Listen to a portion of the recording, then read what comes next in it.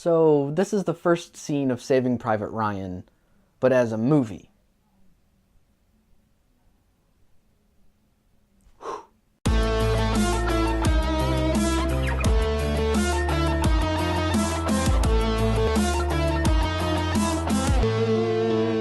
Hey everybody, welcome to Wright at the Movies. If you're looking for reviews on movies, you've come to the right place. Today I'm talking about Dunkirk. I'm reviewing a Christopher Nolan movie on the internet, okay? And I've taken precautions. I've taken away everything sharp in my room.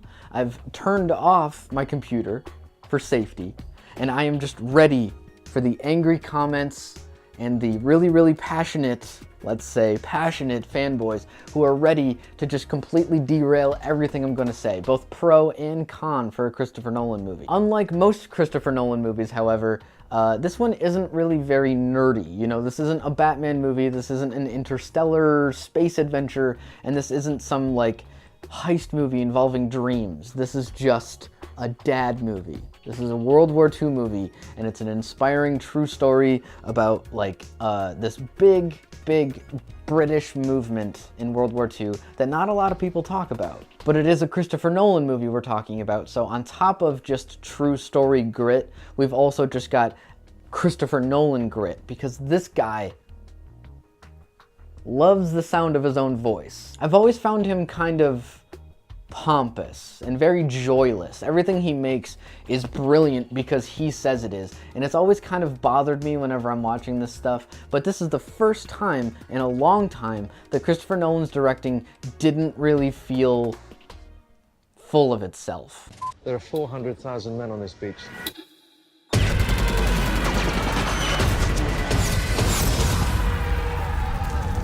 When I heard that the director of Inception and Interstellar was making a World War II movie, I honestly got a little bit worried. But it's one of the most respectful World War II movies I think I've ever seen. Not only is this a really good movie, I would consider this one of Christopher Nolan's masterpieces.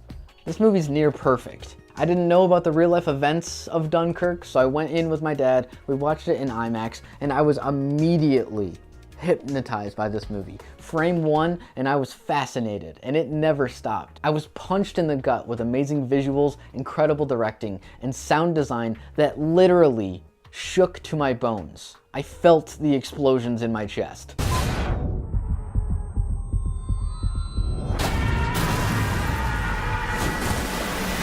I'm floored by the attention to detail and the level of love that this movie feels like. You know, every frame is just filled with people working their hardest, both in front of the camera and behind it. These are soldiers in World War II, one of the most inspiring and crazy and also a little bit depressing and scary stories in all of human history, and it needs that level of dedication, and Christopher Nolan is definitely dedicated at the very least. There's a cast of thousands, there's sweeping long take scenes, there's incredible production design, and there's this really new pace to the story that is really interesting and different. There's three stories going on at the same time, by land, by sea, by air, and it's the same events told over and over again through different points of view. You know, you have one guy on foot, one guy underwater, and one guy up in the air, and they're all seeing things slightly differently, because I would imagine that's how war feels. And I was really fascinated with how this movie was shot. Most movies get the widest lens possible and show an entire beach with people running everywhere, and tanks and jeeps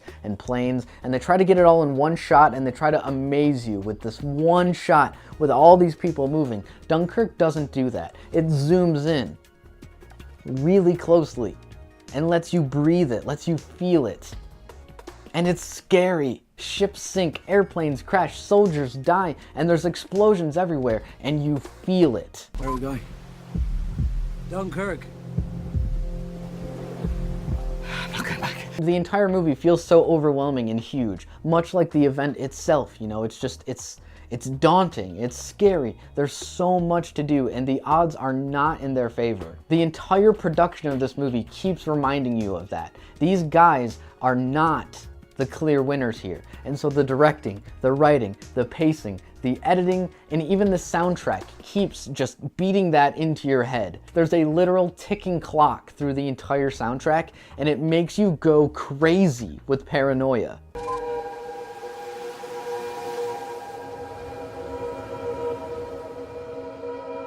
We've all seen World War II movies before, and we'll probably see even more before we're all dead. But the fact is, this movie is really special and different. Maybe not really special for a Christopher Nolan movie, but definitely really special for a World War II movie. Oh, and it's also under 2 hours, which I thought was literally impossible for a movie like this. It's a well-constructed work of art from a human being. You know, it doesn't feel like some kind of committee decided how to make a movie and how to make the best movie possible for the most amount of people. You know, this is an artist making a thing, and that should be celebrated because this is special and this is unique. Go watch Dunkirk. I think it's really good. Take your dad or something, and I think it will just be perfect. I'm gonna give Dunkirk 2 thumbs up. Did you see Dunkirk? What did you think? Comment down below. Thanks for watching Right at the Movies. Please remember to like and subscribe, and you can check out another review right there.